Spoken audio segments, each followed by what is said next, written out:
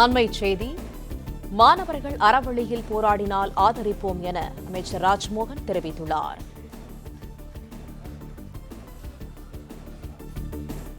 பள்ளிக்கல்வித்துறையின் சார்பில் நம்முடைய அறிவியல் தமிழர்கள் திரு நாராயணன் மற்றும் திரு மயில்சாமி அண்ணாதுரை உள்ளிட்டவர்களுடைய தலைமையில் ஹை லெவல் கமிட்டி ஆரம்பிக்கப்பட்டு கரிக்குலம் பாடத்திட்டம் சார்ந்து அது பாடப்புத்தகமாக இல்லாமல் அது படப்புத்தகமாக மாற்றப்படுவது, கதைகளின் வழியே கணிதத்தை சொல்லித் தருவது, புத்தகப்பை சுமையை குறைத்து மாணவர்களின் மனசுமையை குறைப்பது, ஆர்டிபிஷியல் இன்டெலிஜென்ஸ் மட்டுமல்ல நேச்சுரல் இன்டெலிஜென்ஸையும் வளர்த்தெடுப்பது, பெற்றோரை மதிக்கும் கல்வி முறையை சொல்லிக் கொடுப்பது, பெண்ணுரிமையை போற்றுவதை சொல்லிக் கொடுப்பது, ப்ராம்ப்ட் என்ஜினை சொல்லிக் கொடுப்பது என்று பல்வேறு விஷயங்களை முன்னெடுத்து அதை நீட்சியாக இன்றைய தினம் நம்முடைய அரசு மகளிர் மேல்நிலைப் பள்ளிகளில் 5 அரசு மகளிர் மேல்நிலைப் பள்ளிகளில் நீர் எழில் பள்ளி என்ற ஒரு திட்டத்தை தொடங்குறோம்.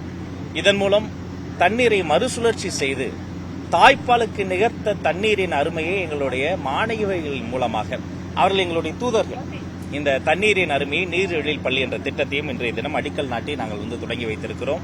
இது பள்ளிதோறும் பெருகட்டும், நீரின் அருமை நமது மாணவிகள் மூலமாக உலகெங்கும் புரியட்டும்.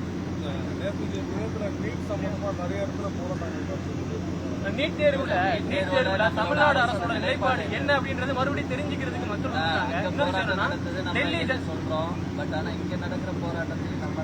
இதை தெளிவுபடுத்திடுறேன். நான் மாணவர்களினுடைய அறவழி போராட்டத்தை நாங்கள் அமைதியான போராட்டத்தை ஆதரிக்கிறோம், மாற்று கருத்தே கிடையாது. அதே சமயம் மதிப்பிற்குரிய எதிர்க்கட்சி தலைவர் உள்ளிட்டவர்களுடைய கைதை கடுமையாக கண்டிக்கிறோம். இது 2 கருத்துல எந்த மாற்றமும் கிடையாது.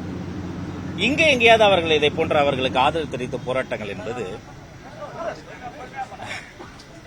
இங்க அதையொட்டி நடைபெறுகிற போராட்டம் முறைப்படி காவல்துறையில் அனுமதி கோரி மக்களுக்கும் மற்றவர்களுக்கும் தொந்தரவு இல்லாம, போக்குவரத்து இடையூறு இல்லாம அவர்கள் அனுமதி கோருகிற பொழுது அது சாத்தியம். ஆனா திடீர்னு ஏதோ ஒரு இன்ஸ்டிகேட் பண்ணியோ அல்லது மக்களுக்கு இடையூறு செய்கிற பொழுதோ அது அதற்கான நடவடிக்கைகள் தான் எடுக்கப்பட்டது. மற்றபடி மாணவர்களின் அறவழி போராட்டத்தை நம்ம ஆதரிக்கிறோம். அப்புறங்க அன்றும் சரி இன்றும் சரி எப்போதுமே முற்றுமுழுதான நீட் முறை ஒழிப்பு என்பதுதான் தமிழக வெற்றி கழகத்தினுடைய நிலைப்பாடு. நீட் ஒழிப்பே நிரந்தர தீர்வு, நீட் சீரமைப்பு கிடையாது. கம்ப்ளீட் நீட் ஒழிப்பே நிரந்தர தீர்வு என்பதுதான் தமிழக வெற்றி கழகத்தினுடைய நிலைப்பாடு. 2 ஆண்டுகள் முன்பே இதை குறித்து விரிவாக நாங்கள் பேசியிருக்கிறோம். எனவே அன்றும் இன்றும் என்றும் நீட் ஒழிப்பு தான் எங்களுடைய நிலைப்பாடு. மாணவர்களின் அறவழி போராட்டத்தை ஆதரிக்கும். சார், அந்த குரல் ஸ்ட்ராங்கா இல்ல உங்க சைட்ல இருந்து, அதாவது தேர்தலுக்கு முன்னாடி ஒரு குரலா இருந்து அதுக்கான பேச்சுகளா இருந்தது, உங்க ஸ்டேஜ்ல கூட தலைவரும் பேசியிருந்தாரு. இப்போ நீங்க ஆட்சிக்கு வந்ததுல இருந்து அதுக்கான குரல் ஸ்ட்ராங்கா இல்ல, முதலமைச்சரும் அதை பத்தி பேசுறது இல்லைன்ற மாதிரி இல்ல, டபுள் ஸ்ட்ராங்கா நாங்க சொல்றோம். அப்ப நாங்க ஆட்சியில இல்லாத போதே அதை குறித்து நாங்க பேசுகிற போது வெறும் போராட்டம் அல்ல, சொல்யூஷன் ஓரியன்டட் பாலிடிக்ஸ், சுமூக தீர்வை நோக்கி அரசியல் தான் நாங்க முன்னெடுத்தோம். எப்படி கல்வியை முதல்ல இந்த பொதுப்பட்டியலிருந்து மாநில பட்டியலுக்கு கொண்டு வருவதுதான் இந்த பிரச்சனைக்கான தீர்வு. அதை எய்தக்கூடிய பாதை ஒவ்வொருத்தரும் ஒவ்வொரு பாதையை தேர்ந்தெடுக்கலாம். ஆனா நிரந்தர முடிவுங்கிறது என்ன? கல்வியை மாநில பட்டியல் கொண்டு வரணும். இதை குறித்து பல ஆண்டுகள் முன்பே நாங்க அப்போது பேசும்போது இதே தான் நாங்க வலியுறுத்தணும். அதை ஒரு ஒத்திசைவு பட்டியலையாவது கொண்டு வரணும். இதை மாநில பட்டியலுக்கு மாற்றாது இந்த பிரச்சனை தீராது. ஒரு போராட்டத்தின் மூலமாக இந்த பிரச்சனை தீராது, ஒரு நடவடிக்கை மூலமாக தீராது. அப்ப நிரந்தர தீர்வு என்பது நீட் ஒழிப்பு, கல்வியை மாநில பட்டியலுக்கு மாற்றுவது. இதை தான் நன்றும் சொன்னோம். இரவு சாலையில உட்கார்ந்து போராட்டம் பண்ணவங்க காவல்துறையினர் வலுக்கட்டாயமா கைது பண்ணிருக்காங்க. டெல்லி காவல்துறைக்கும் தமிழக காவல்துறைக்கும் இதுல வித்தியாசமே இல்லையான்ற மாதிரியான கேள்விகள்லாம் இருக்கு. அனுமதி பெறாமல் போராடினாலும் பேச்சுவார்த்தை மூலமா அவங்க கிட்ட ஃபேக்ட சொல்லி கூட்டிட்டு போகிற அளவு இதான் நாங்களும் சொல்றோம். என்னன்னா சாலை என்பது போராடுவதற்கான இடம் அல்ல. உங்களுக்கு தெரியாததில் இரவு நேரத்தில் பிரைம் டைம்ல பல பேர் வேலை முடித்து வீட்டுக்கு செல்லக்கூடிய அவசரம், மருத்துவ உறுதிகள், பல விஷயங்கள் இருக்கும்போது சாலை என்பது போராடக்கூடிய இடம் அல்ல. அதுல ரொம்ப தெளிவா இருக்கும்.